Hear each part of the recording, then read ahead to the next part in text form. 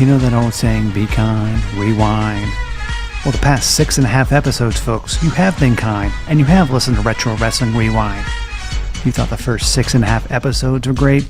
You ain't heard nothing yet. Episode 7 could be the best one yet, as we cover Starrcade 1985, The Gathering, and it begins now. Welcome in to Retro Wrestling Rewind, episode number 7. As always, I am one half of undoubtedly the greatest combination ever to do a podcast. I am David Fine, alongside my co-host and tag team partner in this venture, Alex G. Man, how are you doing this week, Alex? Pretty good. Can't complain at all. I mean, it's been a weird week, but speaking of weird things, I took vacation last week. I'm actually shocked. I know you were shocked when you heard this, that they actually let me out of prison. So, it is kind of weird to do a podcast from my studios to a prison. It's just weird, you know. I mean, I'm glad they let you out. But speaking of weird things, we're talking about Starrcade 85, The Gathering. Leading up to Starrcade 85,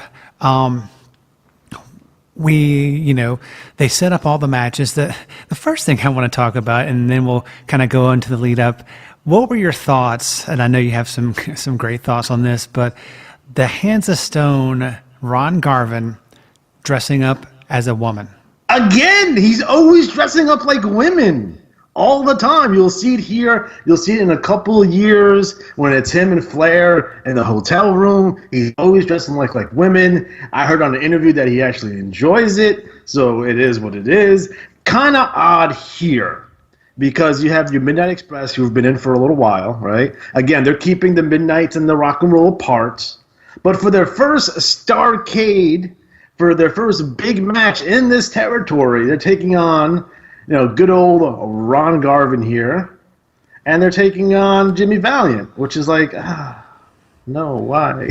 I mean, the thing, sadly, Jimmy was over, and Ronnie's over, right? They're both over. We know this. We went through this. I've seen crowd reactions, right? They were over. Midnight Express coming in, you want to put some heat on these guys? You put them with Jimmy, really, and Ronnie. But the weird thing is, comparatively speaking, Miss Atlanta Lively, Ronnie Garvin, dressed up as a woman, and Big Mama. Big Mama, I know she's still alive, and for some strange reason, if she's actually runs across this podcast, I don't want to say anything. She listens to all the podcasts. I don't want to say anything, disparaging or mean, but I'm just saying this. Let's say this: she's a woman of the streets. And yes. She's the woman in the sheets. She'll turn you out. She'll turn you out. That's the bottom line. We know this. Why do you think Jimmy was with her? I mean, she seems kind of top heavy, but that's neither here nor there. I don't know how she didn't tip over. I mean, she had years and years of back problems. That's neat. Well, I'm sure she lays down true. A lot, but that's beside the point. Moving on, the build up to Starrcade 85, The Gathering. What were your thoughts on the build-up? I mean, they built up, Barbarian. He was supposed to have this, the arm wrestling challenge with Superstar. We're going to talk about that nonsense in a second. Superstar Graham. I want to talk about how there's a couple things leading into this event. Now, people have to understand and realize that this is the first indication of what Jim Crockett Promotions would be moving forward. Again, don't forget, in March of 1985, basically a week after, it depends on who you believe, but either a week before or a week after WrestleMania, the WWE, Vince McMahon, sells their time slot on TBS for World Championship Wrestling to the Crockett's. It should have went to Watts, but that's a whole other story for a different podcast. So, not only do you have Crockett appearing on TBS for the first time, in addition, you still have Ole's show from the fake Georgia Championship Wrestling, also that Crockett's going to eventually take over. And then you have Watts' show also on TBS floating around doing nonsense. Now, understand this. There's a reason why there's Starrcade in 2 different locations here. It's very, very important. Again, you have the Omni, which is in Atlanta, right? And you have the Greensboro Coliseum. The prior two Starrcades were at the Greensboro Coliseum. We know this. We understand this, right? So one of the big things that people need to realize prior to the Flair heel turn, Flair was a babyface all through 84, all through 85, up until this moment, sort of, kind of. Now understand how the NWA World Champion is still working. Now Flair clearly is a babyface on Crockett TV. He's teaming with Blackjack Mulligan and Dusty Rhodes, and they're feuding with Buddy Landel and Tully Blanchard and blah, blah, blah, right? We know this, right? Here's the thing. Everywhere else in the country, for the most part, Flair would come in as a heel. He'd come into Dallas. He would come into Mid-South. He would come into Florida as a heel. And technically, this is where it gets weird, everybody. Technically, if you go watch the TBS shows, Flair's more heelish. He's still not a full heel. He's more heelish on the TBS shows than he is on the Crockett syndicated shows. Those two shows, and it will go on for years and years and years, up until even into the mid-'90s, those shows kind of are independent of each other, sort of, kind of. Like, they take place in, like, an alternate dimensions from each other. So it's very strange. Again, don't forget that Starrcade 84, the main event was Dusty Rhodes versus Ric Flair. That's a babyface versus babyface match. Yeah. Understand that. And now Flair has gone full heel, right? Dusty has come in to save Flair from the Russians in the cage. And you have Ole and Arn came in and they beat the hell out of Rhodes, and it was almost a riot, and it was craziness, and they're finally getting some heat on Dusty. I mean, of course. Now, the interesting part that you guys got to realize here is that the Dusty Rhodes versus Ric Flair match, the title switch, air quotes, we'll talk about that in a freaking minute. The title switch happens not in Greensboro, because you know what would happen if it was in Greensboro. They would have been cheering Flair. You know this. We all got that, right? Yeah. And they do it in Atlanta. Now, in Atlanta, Dusty's a god, much like in Florida. So that is the build-up to this event. Again, if you look at this event in a vacuum, this event, the overall match is better than WrestleMania 1 and a hell of a lot better than WrestleMania 2. So a great card from top to bottom for the most part on this show. Yeah, I mean, it's a great show. And, you know, kind of before we get into the whole entire show, I mean, God rest his soul, Dusty Rhodes was never the biggest guy. I mean, well, he was the biggest guy. I mean, he wasn't muscular. He was not slim, but God, he could cut one hell of a promo. I mean, this was one of the Hard Times promo. He was like Ric Flair. You've never seen Hard Times. By the way, no one saw until I go to the first time it started really coming out was like when tapes started coming out, but that was on a Crockett syndicated show. That wasn't on TBS. Oh, it was not. See, folks, you have to listen each and every week to Retro Wrestling. You wouldn't have known that because no one knew about no Hard Times. Like I'm up here in New York. I don't know about no Hard Times. I didn't see that until the late '90s. I'm getting tapes. And I'm like, what the hell is this? And then they put it on that Flair DVD that the WWE released. They're like, holy crap! Look at this. I mean, speaking of the Andersons, Ole and Arn Anderson, of course, they're. You know, Marty Lundy from Rome, Georgia, Arn Anderson, and of course they have Cousin Rick. I'm not sure how that plays into anything, but he's the current, well, actually he's not even the current. He's the TV champion. He has the belt, even though he is not technically the TV champion because it's held up and they're going to have a tournament and I think in Atlanta to crown the new champion. Because they got 65 belts because they're absorbing territories like it's like they're going out of business, literally. Well, yeah. I mean, soon they're going to. I mean, they were buying up belts like Vince McMahon buys up territories now, but that's neither here nor there. But did you see in the weeks leading up? I think it was on maybe the third week leading up that I watched how Arn referenced the Four Horsemen, and this was a couple of months before the actual formation of said Horsemen. What were your thoughts on that? The Horsemen don't really essentially form until early '86. Now, I guess it wasn't necessarily about the I thought it wasn't necessarily about the Horsemen. It was about the Andersons and Flair and maybe their buddies, right? They're all sick and tired of Dusty Rhodes' nonsense. They don't like Dusty Rhodes. They're not really big on Magnum TA either. But it is a foreshadowed reference here when you go back and look at it, which is very interesting. I think what's interesting is, prior to this is when Ole turns heel originally. Now, Ole turns heel on Thunderbolt Patterson because Arn Anderson is into the territory. So he's watching Arn's matches and like, look at this kid. This kid's amazing.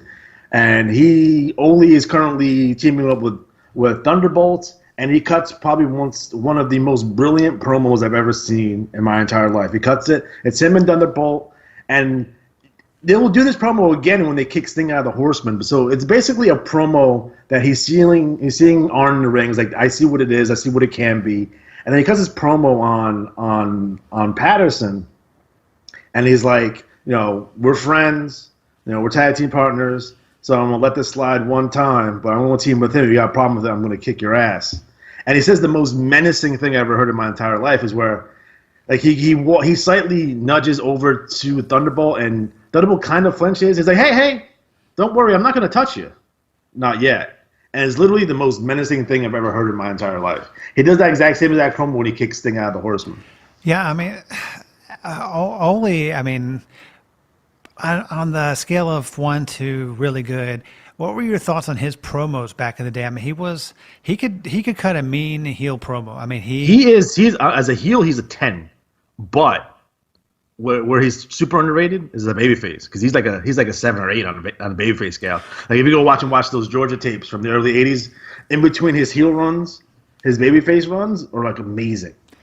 Yeah, I mean, and speaking, I mean, just kind of changing topics on, going from. It's the way it works. It's the way it works. Going from a great wrestler to a wrestler who. Are we going to talk about Sam Houston? Is that what we're doing right now? No, we're not talking about your boyfriend Sam Houston. Oh. We are talking about Thunderfoot. He was managed by the great James J. Dillon.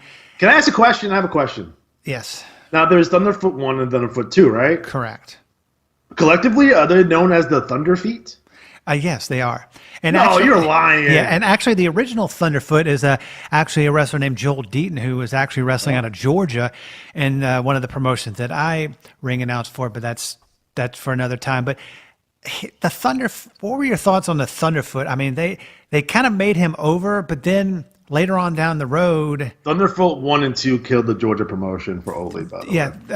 Thunderfoot 1 and 2, then they get beat by the Mulkeys, and the Mulkeys get into the Crockett Cup.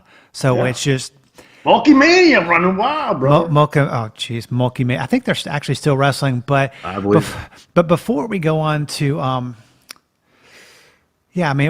before we talk about the entire 85, the Gathering, was there anything else leading up to Starrcade 85 that kind of stuck out that you thought, would, if you were a fan back then?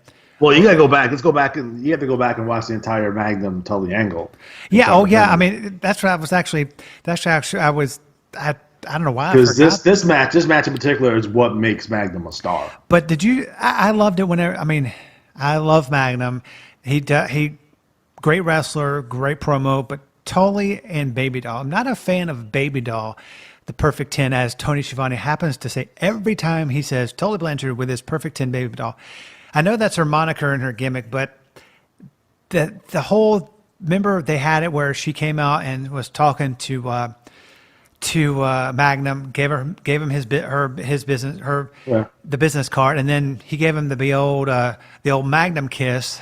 And then Tully came out there and started beating the shit out of each other. And then David Crockett got involved in that.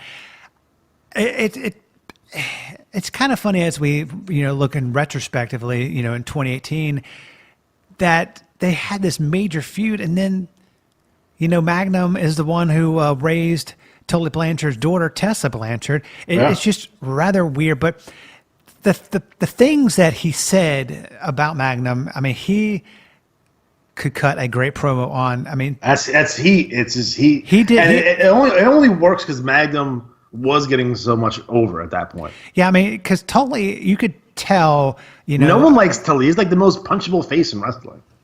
Like he could never make him a baby face. He would have to put him underneath the mask or something. Yeah, he would never be a great. But he mentioned about Magnum how he had to something about women and just a lot of things about how he took advantage of Baby Doll, and he said, that's how you have to get women to take advantage of. It's just I mean, there's a lot of references to like I guess it's an area in Atlanta where there's a lot of strip clubs. I guess they actually mentioned that street. That's the strip clubs, and like that's where Magnum hangs out and stuff like that. But okay, well, a side note. This has nothing to do with the. You don't talk about strip clubs in Atlanta now, because that'd be awesome. No. But this was back in the mid 80s, early 90s.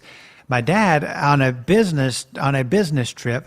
He I don't know why he was at this strip club, but he met Tony Schiavone, Lex Luger, Sting. I think Flair was there, and got him to sign a piece of paper. Of course, I lost. I think it would say like a pair of panties or something. Because that'd been amazing. No, but it's just. But yes, they did frequent the strip clubs. But the thing that bothered me about Tully Blanchard was that damn U.S. title. You didn't like the silver version of the? It's like the silver version of the NWA title. Were they going? Were they going for? Because I know the national tag team titles and the national title, they were all silver, correct? Yeah. Were they going for that same look? I mean, they were going for. I think the way they had it was that your major titles would have been gold. Your secondary titles were in silver. Yeah, was kind of the idea. Now that belt, I've seen better U.S. belts. I've seen worse U.S. belts. I know people like the one with the big flag on, not the big map of the United States on. I know people like that title. I'm not personally a fan. I'm a big fan of the two titles that come after this. So there's two, they make a new U.S. title and then a U.S. Then you have the one you see in the '90s with like Luger and stuff like that, which are really nice belts. Yeah. This one's it's just basically a silver version of Dome Globe. Yeah, I mean it's funny about this match, the I Quit match in the cage. They were putting it off because of course Bob Geigel said the NWA was not going to sanction this match, and then I guess they got a lot of fan mail and. Jim Crockett, came out on TV with Tony Schiavone and said, "Hey, can we say that Bob Geigel is the worst wrestling authority figure next to Lord James Blears, who I hate with a passion?" How about Jack Tunney? Is he? I like Jack on the take Tunney. He was not bad. God rest his soul. I'm a Watts guy personally. I like Watts as the authority figure. So I think he does it really well. You're not a Vince Russo? I just threw up my mouth. Sorry. Hey, I mean, folks, if you don't I don't necessarily mind his writing as, I'm not critical of his writing as much as other people are. I don't like him as an on TV figure at all. Hey, but remember, not the Retro Wrestling Rewind Legends Spotlight that we had last week, but the episode number 7, or actually episode number 6, you thought that you may have had a run-in with him. At a video because store. His video store is literally, it was a video store they owned in the early 90s as the next town over from me. I mean, you could have been something. He could have said, hey, kid. You know what's funny about Vince Russo? I'm from New York, right? I'm from Long Island. I'm where, I live where he's from. Do I talk like Vince Russo? Do I say bro all the time? No one talks like that. It's just not. It's a gimmick. It's a word. We don't talk that way. I mean, you're into your profession whenever everything in your life is a gimmick.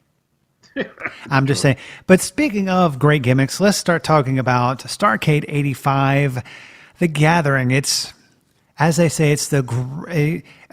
Going back to Ole Anderson before we start talking about the show, he's not a fan of Jim Crockett. He's like Jim Crockett. Ole hates everybody. Yeah, he hates everybody, but it's just I think he was saying, hey, you're making every Starrcade better, and then you signed this match for the national tag team titles and for the NWA for the U.S. title. It's just I mean, Ole, he was a great wrestler, a great promo man. But let's go into the funny thing is, on the card that I posted on Twitter at the RW Rewind, there's one match that I don't think they actually have on the card. It's the I'm not sure which match it is. I'll have to figure it out. But what were your overall thoughts before we go into the show on Starrcade '85, The Gathering? Starrcade '85 is better than WrestleMania 1, WrestleMania 2, Wrestling Classic. The big event. So championship wrestling from Florida's Battle of the Belts. We can see where okay, in terms of match qualities and even angles, I think that the NWA at this time had a better feel about how to put together big cards. Although when we talk about the main event is where they lose it for me on this one, and the aftermath for that. But WrestleMania 1, right, which takes place a couple of months, prior to this, right? Well, 6-7 months prior to this. They're still having, it's like an MSG house show. This is like a legitimate supercard here. Yeah. I mean, it was definitely, it was definitely a great show. The match that they don't have on the at least the version that I have from the network is Don Cornado versus Tommy Lane. I want to say those was dark because there's 3 of them. There's the Denny Brown versus Rocky King match, Don Cornado versus Tommy Lane, and then Thunderfoot and Italian Stallion and Pez Watley and Mike Grant. And of course, I think those were dark. Well, I mean, are they out there anywhere? Is it matches that you could never, if you? I don't know. I mean, unless they played them on TV, yeah, which they might have. But again, they're nothing of any note. No. I feel like Denny Brown was like world junior heavyweight champion. Yeah, he was he was definitely the Alabama junior heavyweight champion. That was. And I'm a Rocky King mark personally, so. And he actually has a school here in Atlanta now. So. All right. So if you ever come down here, you can go to the first match we had. Vladimir. Jeez. Sorry, Crusher Khrushchev versus Sam Houston. Got some. My glasses are being repaired, so I have some older glasses, so my vision is kind of blurry tonight. But we will trudge on. What were your thoughts on this? Can I talk about how much I dislike Sam Houston as a wrestler? Now I'm pretty sure he's pretty good as a human being. Maybe not. I don't know. I'm sure he worked hard. I think he's terrible in the ring. I hate his face. I can smell him through the TV for some reason. And I don't like there's a couple of wrestlers that I don't like, right? And I just want to change the channel when I see them. Okay. Like Sheamus would be a modern example of that currently. I hate Sam Houston, and I was so happy that Crusher Khrushchev, Repo Man, Demolition Smash, what have you, won the vacant Mid-Atlantic title in this match. Again, Russ Tyler was the champion prior to this, and he just left the promotion. I thought that the current WWE product had a lot of belts, but the NWA, they had they had a lot of titles that you never heard about. Like, I was doing my research on future shows. They had the Western States Heritage Championship. Hey, that was Barry Windham and Larry Zbyszko, who actually I met at a show. Super nice guy. Larry Zbyszko will talk your ear off if you let him. Yeah, I've met him twice. And you know why? The other person that'll talk your ear off is Jim Cornette. I met him at a show in Rome, Georgia. He gave me a compliment, but it was kind of a dig. He said I was the smartest man in Rome, Georgia, because I was doing the ring announcing at the time, and I told him where he was going to do a signing. I was like thinking to myself now, it's like, that's not really an insult. That's actually an insult, not a compliment, because not many smart people in Rome, Georgia, but I met Jimmy in Midtown Manhattan, right? Which, again, you know anything about Jimmy, he hates New York, he hates the North. He probably really hated being in Midtown Manhattan. I did buy a autographed picture from him, and they forgot to take my money. So I'm sitting here saying, please, Mr. Cornette, take my money, because you forgot to take it. Here. Hey, you know who will sign your 8x10 for probably $50? Virgil. Do you hate Virgil too? I haven't met Virgil. I see Virgil all the time. Would it be Olive Gardens, Subways, and what have you? I just run away from Virgil. He once almost cornered me in a bathroom. Him and Chavo Guerrero. That's a whole other story for a different time. Whoa! Whoa!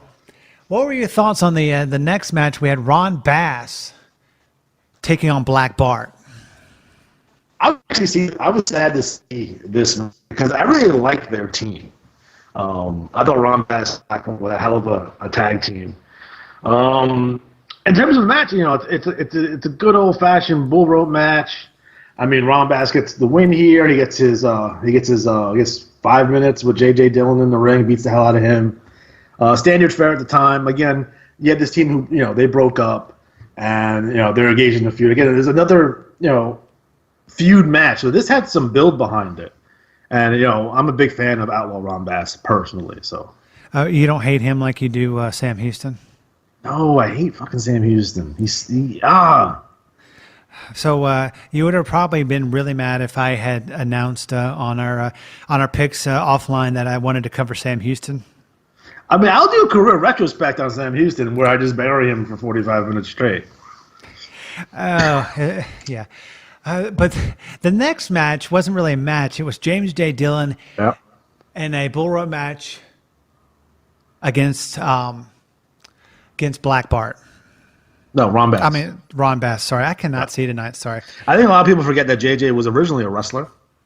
Well, he started as a referee, then became a wrestler, and then became a manager. Not a very good wrestler, but I've seen matches of him in Detroit, where he's actually halfway decent. This is like mid-70s, so he's actually not bad in the ring. And he would oftentimes, but when he had to wrestle matches when he was a manager, he purposely looked inept.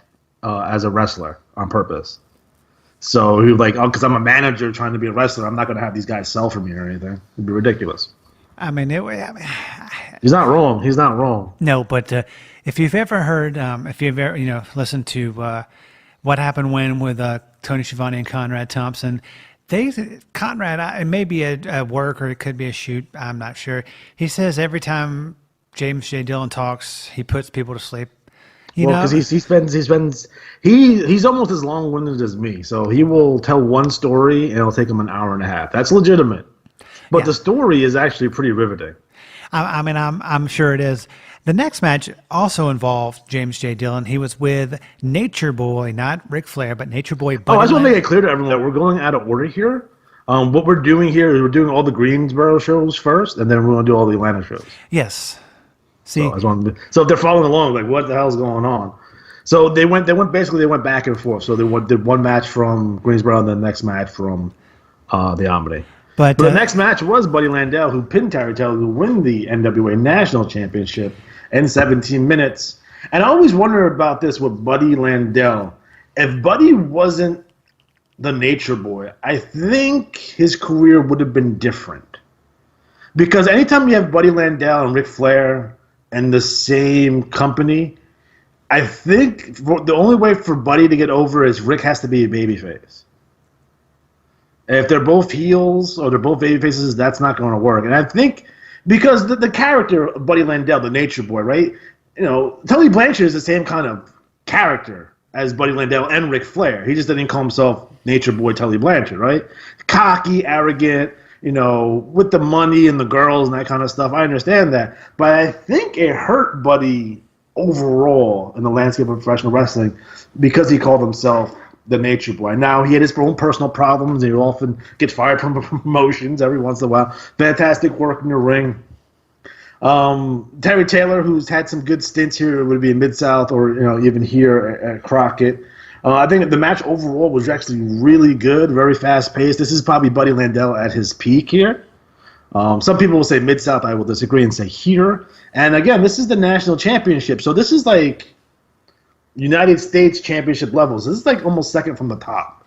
So they're really pushing Buddy here, and then he would eventually screw it up and then get fired. Yeah, I think he won the title one of the times. I don't think it was this time, and something happened, and they stripped him of the title, and they fired him. That was definitely the Nature Boy Buddy Landel. The next match at the Greensboro Coliseum, oh man, it was a freaking bloodbath. It was Magnum TA defeated Tully Blanchard with a Perfect 10 Baby Doll in a I Quit match for the Silver United States Heavyweight Championship. What were your thoughts? This was a brutal match. It was so much blood. It was just, I don't know. This is not something you would often see on television at this time or even in years to come very often. Now, this would be something you would see in a house show back in the day, right? A blow up to a big feud like this. So to see this on closed circuit, because this is prior to pay-per-view, and for us to see it on tape, it's amazing. I mean, these guys work their ass off. They had the spot where Baby Doll throws in the wooden chair, and then Tully tries to stab Magnum in the head, and then Magnum reverses it, and then was basically grinding into his head. It's almost like have you ever seen Terry Funk versus Jerry Lawler, the empty arena match? Mm-hmm. It's almost reminiscent to that, essentially, just missing the I poke my eye out with the stick part. But again, it reminds me a lot of that. And, these guys were going full bore for a while, and they would continue to feud after this, too. So, out of all the matches, I think this was probably my... this stole the show. Definitely stole the show. I mean, the next match was in a cage. The next match in Greensboro. Folks follow along at the house. We're just going over all the Greensboro Coliseum matches, and then we are switching back to the Omni in Atlanta. Of course, on the network and then on the tapes, they go back and forth. So don't want to confuse anybody. We had the Rock and Roll Express with the great Don Kernoodle. They defeated Ivan Koloff and Nikita Koloff for the NWA World Tag Team titles. Of course, Nikita and Ivan were seconded by Crusher Khrushchev. I'm a big fan of Ricky and Robert. I'm a fan of the heel, Nikita Koloff. Not a big fan of the babyface, flat top. The hair, Nikita. If Nikita Koloff has a hair, you kind of just want to skip that match. Yeah, he was good whenever he was with when they had to turn him babyface after Magnum's career and almost life-ending car accident. No. He was still a badass, but I like him as a heel. As a super heel. At the time they turned him babyface, he was a super heel. But then he just clicked, and people started. Do you find it funny how 1 week people are booing the shit out of Nikita Koloff, and then they team him with the American Dream Dusty Rhodes, and now he can do no wrong, and then he gets the United States title. Yeah, it's amazing that. We talked about this on the Starrcade 86 show about how, Dusty in his emergency panic booking was able to pull this off and have it work, which is amazing if you even think about it. Again, we're still in the midst of the Cold War. Obviously, we're still doing, Russian gimmicks galore. They're all over this show. They're all over wrestling at this point. And he was able to take, not a Russian sympathizer, not an American who likes Russia. We're talking about someone who is supposed to be legitimately Russian and actually, making them a babyface. And actually spoke like he sounded Russian, unlike Crusher, who... Crusher was never Russian. He was never Russian. I know that, but they never said it on Crockett TV. They said it on Mid-South TV. Well, but we will. That's a whole separate thing. But my thing is back. That's why I love wrestling in the past, like in the 80s. Some 90s, but early 80s to late 80s, the fans believed it. They bought it. Every either they believed it or they wanted to believe it. It didn't matter because it was it's the same feeling. Every time there was a situation like the Cold War with the Soviets, the Iron Sheik, whoever. Wrestling promoters played off that. It started with the Japanese and the Nazis too. Yeah, and they played off that. But it's one of those things that Vince has tried. He tried to do that. He doesn't do that well, by the way. No, he does not but do that well. He does not do a foreign menace. He always does them as a cartoon or a caricature, and they always end up being a comedy fucking gimmick. Like the hashtag Nikolai Volkov, hashtag Iron Sheik, like the great Khali. Khali, Jinder Mahal, who's lactating all over the place. It's ridiculous. Now you see what they just did with him? Now he's like a non-violent yogi now who does yoga and crap. No, he was your champion a year ago. It's terrible. It's gross. They're about to pull out of Saudi Arabia because of all that. I don't know. That crisis. 50-50. Huh? 50-50. It's 50-50. I think it's. I don't know. I took a poll at work with all my wrestling fans. They said, "Man, if they go into Saudi Arabia, it's going to be a terrible PR nightmare." But I'm more concerned about the welfare of the wrestlers and the people. Yeah. Definitely on that. But it's just like Vince. That's what I will give Crockett and Dusty. The booking. They could book the foreign gimmicks out the yin yang, and they were good. But Vince trying to do it, it's just retarded. I mean, it's common. He does it for laughs. He tried to right after 9/11. It was before. I think it was before 9/11. No, it was after 9/11, but before the London tunnel bombing. Yeah, and they tried to do it like a terrorist gimmick. And I'm like, really? That's a terrible idea. I mean, I know look at Slaughter in '91 for WrestleMania 7. The same thing. Yeah, I mean, Sergeant Slaughter. I almost killed their business too. I'm sorry. Yeah, but moving on. What were your thoughts on this? I mean, the Rock and Roll Express. Rock and Roll Express was probably the hottest tag team in the United States at this time. They're coming off that amazing Mid-South run that they had with the Midnights. And they were smart enough to keep the Rock and Roll and Midnights apart for an extended period of time. So when they came together, it would be magic once again. Yeah. Coming in on their first night and then winning the championships on the first night. Again, that's an old Watts booking thing that he used to do all the time. Yeah. So you have your fresh person come in and win the championship the first night to get them over. And these guys were over immediately, and you can tell by the high screeching female screams and the crowds how over they legitimately were. Yeah, I mean they had a Rock and Roll Express fan club. I mean, it's like I would think they were right under Hogan in terms of popularity at the time. Yeah, I mean I've heard some stories, but they're all true. They're true. They're damn true. They had a van. Oh, but no. Anyway. Let's go on to the matches from the Omni in Atlanta, which that was actually... Speaking of, you're from the area. You ever go to the Omni? I did. That's where I actually went to my first professional wrestling event. It was an NWA. It had a cage match. My grandmother, who was alive at the time, it was back in mid-'80s, she took me with my uncle. It was the first time I fell in love with wrestling, so it was '84, '85. It was... I think Dusty was in the main event. It was a cage match. It was awesome. But of course, they tore down the Omni, built Phillips Arena. Now they call it State Farm Arena because I guess Phillips just decided not to sponsor. If we ever get to speak to Bischoff, I want to ask him how come he stopped running the Omni in the mid '90s before it closed?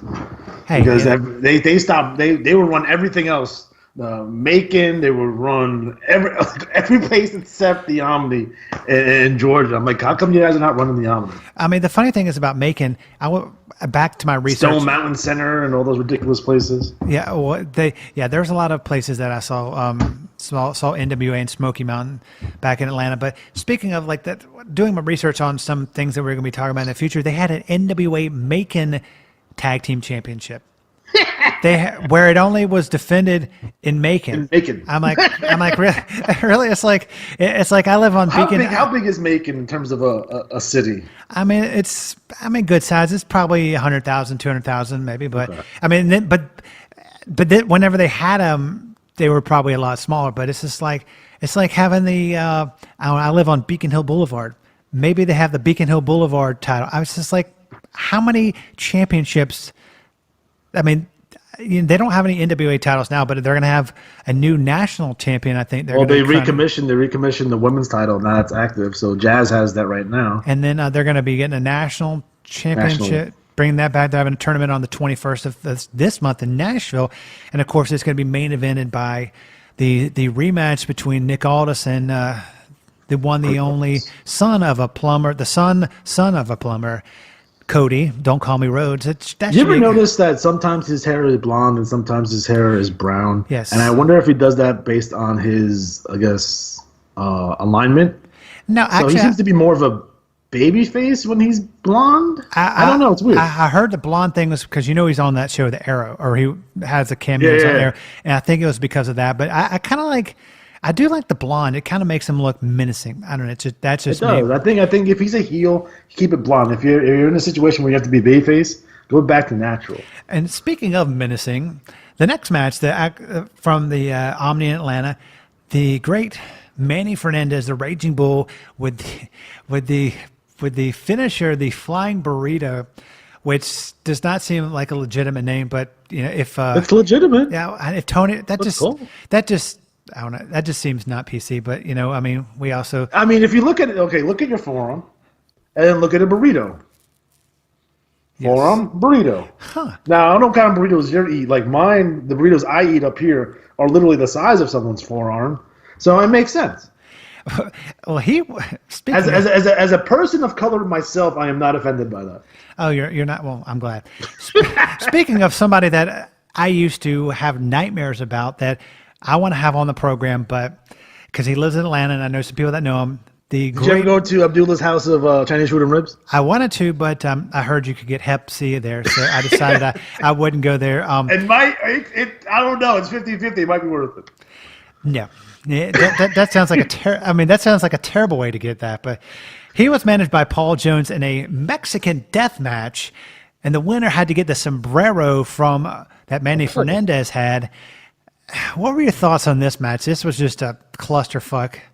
The whole entire match. It's Abby. So anytime you see Abby, it's going to be a treat. You know this, right? You're going to see violence. You're going to see someone bleed. He's going to stab someone in the head with a foreign object. Hopefully, it's a fork. And it usually comes out of his pants, but yeah, that's you're spreading diseases all over the place. That's a whole different show about not diseases, but about how I love as an attraction. I love Abdullah the Butcher. I think he's amazing. Yeah. You know, if I had a promotion in the 80s, I would try to book Abby, as much as I could. Not every week, because you can't have Abby on your show every week because he looks ridiculous. But if you need a big villain to come in and get some heat on an aspiring, young, good-looking babyface, fucking have Abby come in and just carve him up for a while. Well, speaking of the next match, this guy, Superstar Billy Graham. This is nonsense. Okay, I know the next match is Billy Graham versus the Barbarian, right? Which starts out in an arm wrestling match, right? Yeah. Which is something that I can't stand in professional wrestling. There's two things I can't stand in professional wrestling. Sam Houston, to the side here for a moment. Arm wrestling matches, because they always kind of end up the same way, which is just like it happened here. And your obligatory boxing match. I hate those with such a passion that it makes my penis soft. I don't even know what to tell you guys. It is that awful. Well, folks, that'll end the program. No, the thing that I hate those kind of matches. The thing I hated they did in the '80s. It was with the Road Warriors and the Powers of Pain. They did that the bench press challenge, and then they crushed Animal's face, and they had a mat. That was ridiculous. It's one thing to do it like on a they did it a couple times at WWF like on prime time to get guys over or whatever, but to kind of build an angle out of it. It's just tired and it's even tired for 1985. I mean, that's something that's straight out of the 70s would be the arm wrestling, boxing, and weightlifting in general. Yeah, I think this is Billy Graham's last match as a capable performer. I don't think he has any other good matches, and I wouldn't even consider this that good. No. But he's capable in this match. Yeah. After this, he's done. He gets spots and he gets runs, but he's done after this match. And Barbarian is still young and in his prime, and they should really. It's almost sad that they, from when he came to Georgia '83 or late '83, early '84. They just really never really did anything with him. He just hangs out with Paul Jones most of the time.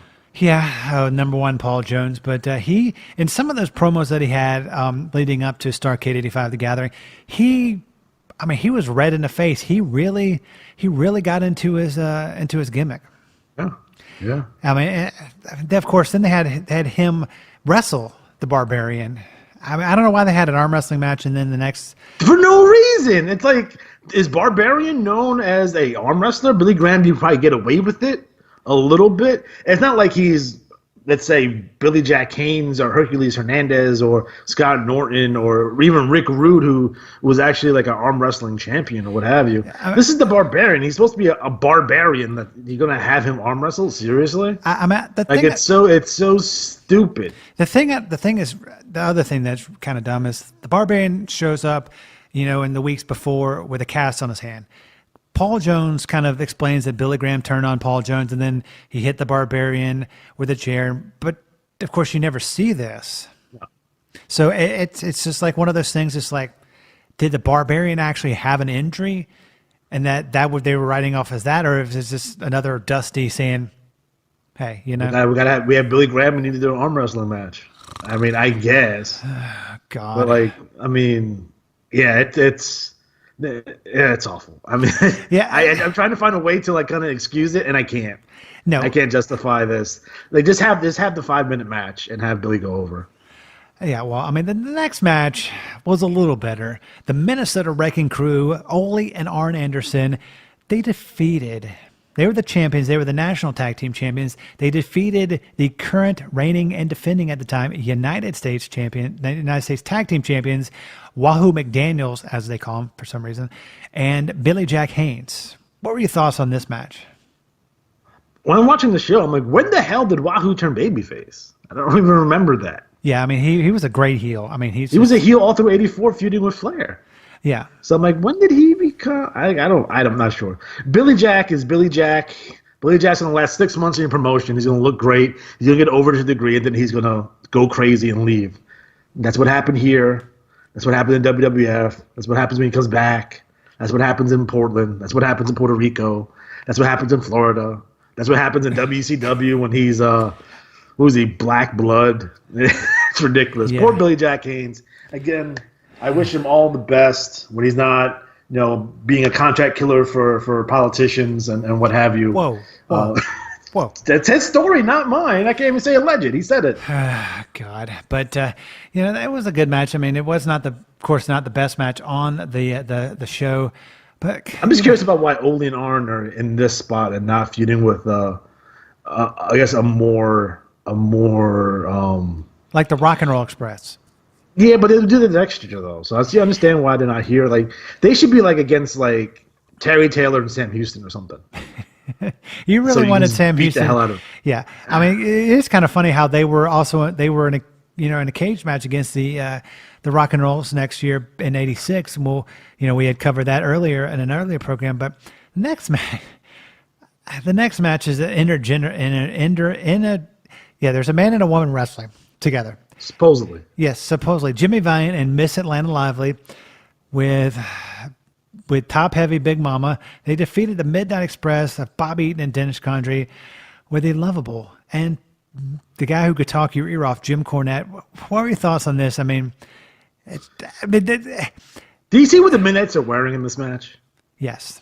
It's amazing. That's the most amazing thing about that match is what the Midnights are wearing. It's just, I mean, the Midnights would feud with Ronnie for a while, and then they set his face on fire, and then that's how they turned Jimmy Garvin.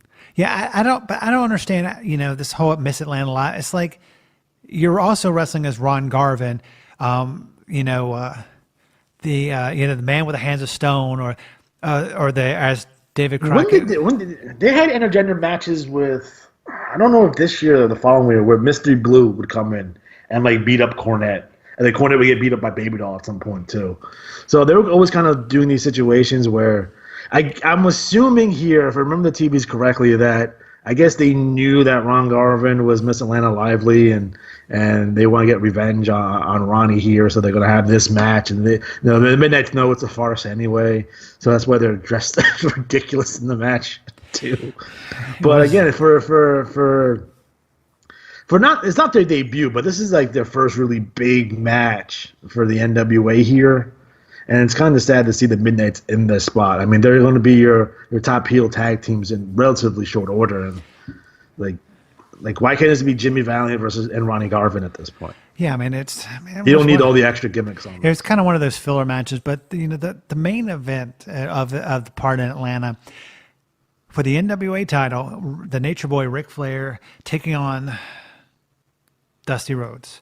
Yep. Dusty Rhodes defeated him, but there's a caveat to that. Would you like to tell everyone what that caveat is? It's some bullshit. So basically what happened is that Tommy Young would come out, and I believe it was the next week on television, and not reverse the match because Dusty still wins, but Dusty wins by disqualification because Arn Anderson interfered, which is crap. And this is where Dusty's booking starts falling apart when he gets to these main event level where you need to blow this off. You need to have a conclusive winner. He does not do that well. It's his weakness, right? So instead of having Dusty just beat Flair here, which he should have, Dusty wins the match here. The Horsemen form, and then they go after Dusty. That's pretty much how it should have went. Instead of putting Dusty wins, so the people in Atlanta are happy, and then they watch TV the next week and like, what the fuck? Yeah. So you hurt your town that way, in my opinion. Yeah, I mean, they could have done a scenario like this. Even if like you want to do something kabuki-ish, what you could have done instead of giving the belt back to Flair, hold the belt up, have a tournament, and then have the Horsemen interfere and get Dusty counted out in one of the tournament matches, and then you can put the belt back on Flair that way. At least that would give you 6 weeks of TV out of this. Yeah, it was some bullshit. I mean, it was a good match, but Dusty's going to win the title. He still thinks he's booking a territorial NWA champion, not a national promotion champion, and he's still stuck. And everything else he did, he's progressive as hell. When it comes to the world champion, especially Ric Flair in particular, he's still booking like it's 1975, not 1985. Yeah, I mean it was a good show. I mean overall, it's a fantastic show. I mean, again, if you just watch the show and don't know what happened after with this, you're like, oh, that's fucking amazing. That's awesome. Not so much. You got to talk about the aftermath of what happened there because that's such an important piece. And with the Horsemen, forming after this and all that kind of good stuff, it's like it's really your first glimpse of what Crockett's known for, like what they're going to be in the next 2 years. Yeah, it was definitely. It was because if you watch '84 Crockett, it's crap. Don't watch them. Don't watch '84 Crockett. No, we will not be covering '84 Crockett, but we kind of put our noggins together and. I kind of want to reveal, behind the curtain. So kind of what we're going to be covering for the next couple of weeks. Your pick next week was WrestleMania 2. Yeah, you shit on it, but you want to cover it. Hey, we got to take the good with the bad. Yeah, I mean, and I'm gonna tease something for you guys here. The main event of WrestleMania 2, as everyone knows, Hulk Hogan versus King Kong Bundy in Los Angeles inside of a steel cage for the WWF World Heavyweight Championship. I have a better main event for you guys. So tune in next time where you can hear me rebook the main event of WrestleMania 2 and have that show actually be good. So check that out. Well, I cannot wait to hear that. Then we have Clash of the Champions 31. We have Halloween Havoc 95. Wrestle War Monster Trucks. Wrestle War 89, which is actually a good show. You picked AWA Super Sunday show. Why'd you pick that? Because that show is underratedly important. Because everyone talks about Starrcade being their first super show, their first pay-per-view like show. Again, those shows were not on pay-per-view, right? Yeah. But like what we would know pay-per-views going forward, and that's supposedly the first one. But Super Sunday predates that show. Yeah, it was definitely. And then in the coming weeks, we also cover Ricky and Robert, the Rock and Roll Express. We may have something special coming up on that episode. Then we cover Super Brawl 2, Clash 1. You picked the Royal Rumble 1989. What were your thoughts on that show? That's a personal favorite of mine because when I was 8 years old for my birthday, my sister bought me that tape, and I've watched that show 10,000 times. It's in the middle of the Mega Powers exploding angle. There's no other right answers for the greatest feud of all time. It's the Mega Powers explodes, followed by Austin McMahon, the Mega Powers number one. All right, and then we have the formation of the Four Horsemen, the Bunkhouse Stampede 1988, Bash 87, and then we tap it all off. Episode number 20 will be the Championship Wrestling from Florida, Battle of the Belts. Hey, if anybody would like to watch your YouTube channel or follow you on social media, how can they do that? Well, they can find me on YouTube at Retro Wrestling Games. Again, just type that in with the first thing that pops up. You can see such videos. We just recently did WrestleMania, the arcade game. I just did a review on the RoboCop arcade game. We have the NWA 1984 project. The last show we did was our Puerto Rican Spectacular over at Puerto Rico. So lots of cool stuff going on over there. In addition, you can follow me on Twitter. That's at RW Games Presents. I'm a good follow. I'm constantly on there. You can ask any questions. You can DM me. You can share cool pictures with me. Whatever. I'm very active on there, so it's all good. Yeah, you're definitely a big fan of that. And also, you can follow us on Twitter at the RW Rewind. That's on Twitter. We're going to have all of these information about the shows that we're going to be covering and kind of asking the fans, who do you want us and what do you want us to cover in the next couple weeks? And, of course, you can always log on to the RetroWrestlingRewind.com. It's all going to be in the show notes. Click on below, folks. It's another great episode. Alex G, man, Starrcade 85. It's in the books. Next week, it's going to be WrestleMania 2. I just Hey, can't... do you think The Gathering, do you think Dusty named that after, like, Highlander? Maybe. I think so. I don't know. We'll have to research that and look into that too, and kind of delve into that later on. But for the great Alex G, I am, as always, David Fine. We will see you back here next week as we cover the beginning, the middle, and the end of WrestleMania 2 right here on the Retro Wrestling Rewind, exclusively on iTunes, SoundCloud, Stitcher, and online at